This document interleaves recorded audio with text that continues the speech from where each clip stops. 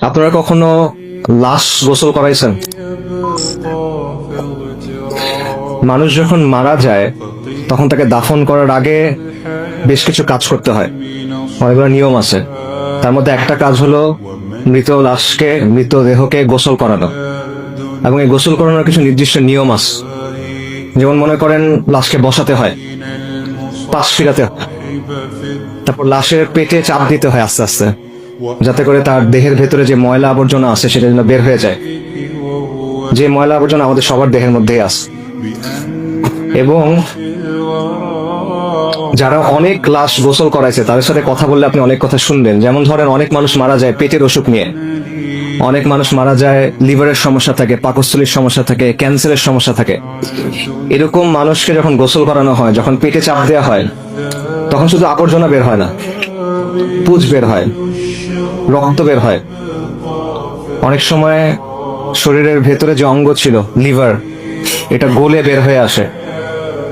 অনেক সময় খণ্ড বিখণ্ড হয়ে বের হয়ে আসে, অনেক দুর্গন্ধ হয়। তখন আমরা মৃত্যু জিনিসটাকে অনেক পবিত্রতা দেওয়ার চেষ্টা করি।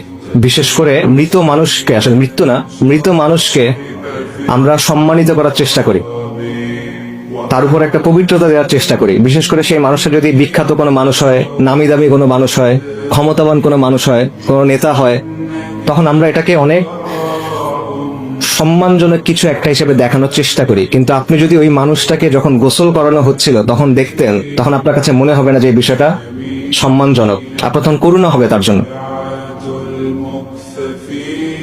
মানুষ দুনিয়াতে নিজেকে অনেকভাবে উপস্থাপন করে। আমরা নিজেদেরকে অনেক বড় কিছু হিসেবে দেখাই, আমরা নিজেদেরকে অনেক সম্মানিত কিছু হিসেবে দেখাই, আমরা নিজেদেরকে অনেক পবিত্র কিছু হিসেবে দেখাই। আমরা আমাদের চারপাশে একটা খোলস তৈরি করি, কিন্তু মৃত্যু এই সবগুলো খোলস সরায় দেয়। আমাদের যত পোশাক আছে, যত আবরণ আছে, যত অলংকার আছে, যত সাজসজ্জা আছে, সবকিছু মৃত্যু সরায় ফেলে এবং আপনাকে দুনিয়ার সামনে একদম উন্মুক্ত করে দেয়। কিন্তু এই বিষয়টা আমরা মাথায় রাখি না। আমরা দুনিয়ার জন্য ক্রমাগত ছুটতে থাকি, দুনিয়ার জন্য ক্রমাগত ফিকির করি, দুনিয়ার জন্য ক্রমাগত কাজ করি। আমাদের সব চিন্তা দুনিয়া নিয়ে, যে দুনিয়াতে আমার জীবনটা কিভাবে আরো কমফোর্টেবল হবে, আরামদায়ক হবে, দুনিয়াতে আমার জীবনটা কিভাবে আরো সম্মানজনক হবে, দুনিয়াতে আমার জীবনটা কিভাবে আরো সচ্ছল হবে, দুনিয়াতে আমার জীবনযাপনের স্টাইলটা, মানে লাইফস্টাইলটা কিভাবে আরো উন্নত হবে, কিভাবে আমি অমুক জিনিসটা কিনবো, কিভাবে আমি অমুক জিনিসটা ব্যবহার করব, কিভাবে অমুক জায়গায় যাব। সব চিন্তা ভাবনা আমাদের এই জায়গা নিয়ে। কিন্তু যেই জিনিসটা আপনার কাছে আসতেছে, মৃত্যু, ওই মৃত্যুটা যে সম্মানজনক হবে আপনার, ওই মৃত্যুর পরে যে জীবনটা আপনার জন্য অপেক্ষা করতেছে, সেটা যে সম্মানজনক হবে কিনা, সেটা নিয়ে আমরা একেবারেই চিন্তা করি না। আমরা এটা নিয়ে একেবারে গাফেল, উদাসীন। একজন মহান তাবেঈ ছিলেন সুফিয়ান আস-সাওরী রাহিমাহুল্লাহ, সাহাবাদের ছাত্র। ওনাকে বলা হতো আমিরুল মুমিনিন ফিল হাদিস। হাদিসের ব্যাপারে বিশাল জ্ঞান রাখতেন। ওনাকে একজন এসে প্রশ্ন করছে, ইয়া আবু আব্দুল্লাহ, ওনার কুনি আবু আব্দুল্লাহ, দুনিয়ার জন্য কিভাবে প্রস্তুতি নিব বলেন, আখিরাতের জন্য কিভাবে প্রস্তুতি নিব বলেন। সুফিয়ান সাওরী বলছেন, দুনিয়াতে যে পরিমাণ সময় থাকবা সেটা অনুযায়ী দুনিয়ার জন্য কাজ করো, আখিরাতে যে পরিমাণ সময় থাকবা সেটা অনুযায়ী আখিরাতের জন্য কাজ করো। দুনিয়াতে কতদিন থাকবেন বলেন?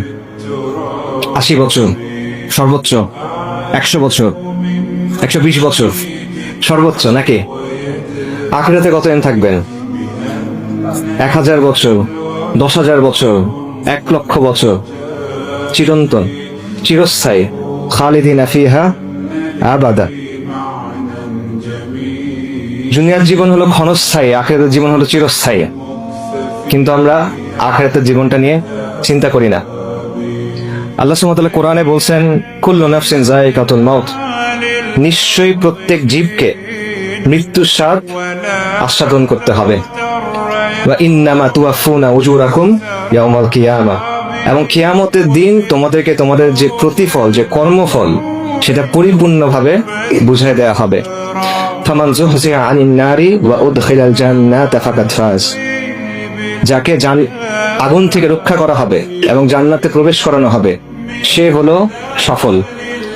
ওয়ামাল হায়াতুদ দুনিয়া ইল্লা মাতাউল গুরুর, এই দুনিয়ার জীবন হলো ছলনাময় ভোগ, ছলনা, প্রতারণাময় একটা ভোগ, এটা ছাড়া আর কিছুই না।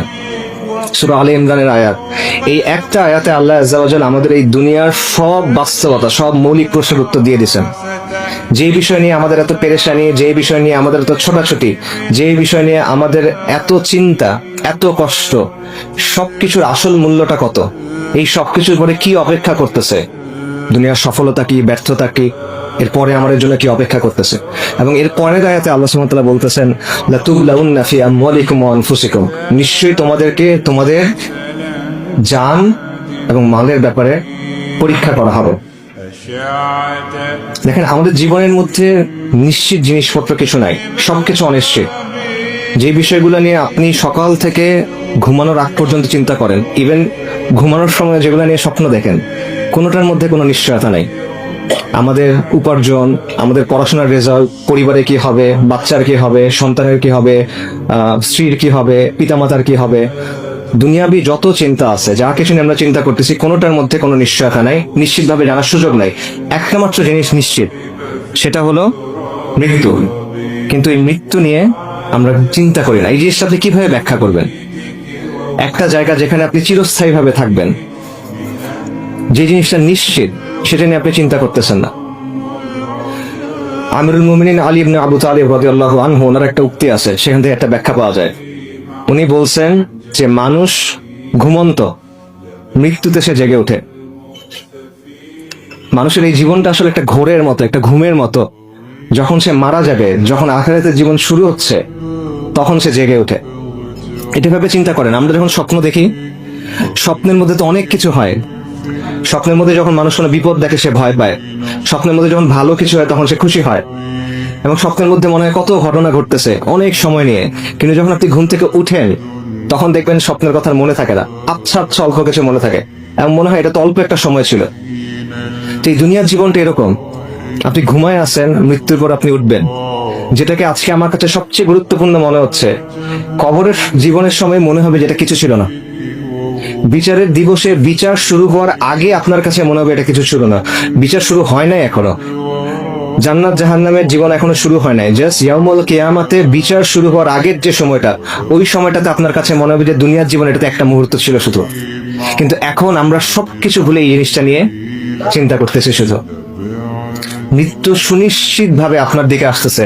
আল্লাহ সুবহানাহু ওয়া তাআলা কোরআনে বলছেন যে মৃত্যু এমন একটা জিনিস যেখান থেকে পালানোর কোনো সুযোগ নাই, মৃত্যুর পাকড়াও থেকে বের হওয়ার কোনো সুযোগ নাই। সূরা নিসাতে আল্লাহ বলছেন, তোমরা যেখানেই থাকো না কেন, মৃত্যু তোমাদের অবশ্যই পাকড়াও করবে, যদিও তোমরা সুউচ্চ সুদৃঢ় দুর্গের মধ্যে থাকো। বুরুজিম মুশাইয়াদা, অনেক বড় একটা দুর্গ, অনেক লম্বা, মানুষ উঠতে পারে না, লাভ নাই, মৃত্যু ওইখানে এসেও আপনাকে ধরবে।